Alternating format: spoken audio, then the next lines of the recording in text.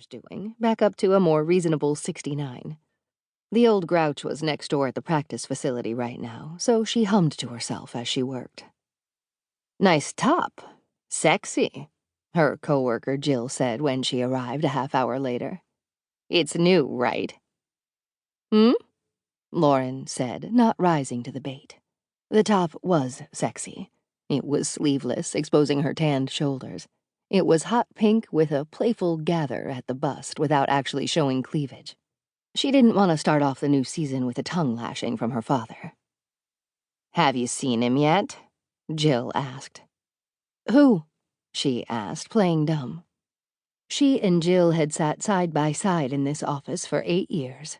There was nothing in Lauren's life that Jill didn't know, including the fact that she was nursing an 8-year-long crush on a married man. But Lauren could not be prodded into discussing it. What was the point? "Who?" Jill scoffed under her breath, and if Lauren had turned her head, she surely would have seen the older woman's eyes rolling. "Mike Beacon, that's who. I'm surprised he's not sitting on the end of your desk already, chatting you up." Once again, Lauren demurred. It was true that she and Beacon were close. As the team captain, he spent more time in the front office than any other player. That meant more time with Lauren and Jill. And, sure, he and Lauren gravitated toward one another. They were almost the same age, and they'd both been part of the organization for exactly 8 years. Beacon had arrived as a trade from Quebec the same month that Lauren started working for the team. The joke at the time was that they were both rookies. The difference was that Beacon arrived in Long Island with a wife and toddler in tow and made $500,000 a year, while Lauren worked for her father, the team manager, because he wouldn't pay for her to attend college. "It'll be good for you to figure out how the real world works," her dad had said. "Save up some money and then get that business degree if you want it so damn bad."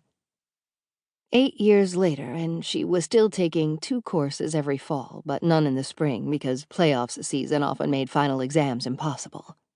Her whole life had been ruled by hockey, with no end in sight. Meanwhile, after 8 years, Lauren and Mike Beacon were good friends. Their jobs required having each other on speed dial and at the top of their texting apps. It didn't matter that the happy sound of his laughter always bounced around inside her chest, or that she had the exact shape of his smile memorized. She didn't dwell on it, the same way she didn't pine for the penthouse apartments listed in the real estate section of the New York Times. Some things weren't meant to be hers, and thinking about them too much only made her feel pathetic. "Jill," she said, changing the subject, "are we still planning that charity skate for the end of September? I can't remember which date we decided on." Her coworker just stared at her, and Lauren began to feel self-conscious. Her new top wasn't that sexy, and there was no way Jill could know that while she'd stood in front of the dressing room mirror at Macy's, she'd been thinking about a compliment Beacon had paid her last spring. "You look good in pink. You should wear that color more often." "He hasn't been by yet?" Jill asked, pressing her luck. "Really?" "No," Lauren said, letting her confusion show. "It's 9 o'clock, time for the morning skate. We never see players at this hour. Why would he be in here?" Jill's eyes widened slightly. "I just thought he'd be by to talk to you is all." Lauren was tired of games, so she turned away and began the process of logging into her desktop computer. The number of emails in her work account was probably astronomical, because for once in her life she hadn't opened it while on vacation. She lifted her takeout coffee cup and took a sip. "I mean," Jill continued quietly, "things will probably be different for you now that he's left his wife." Lauren choked on her coffee.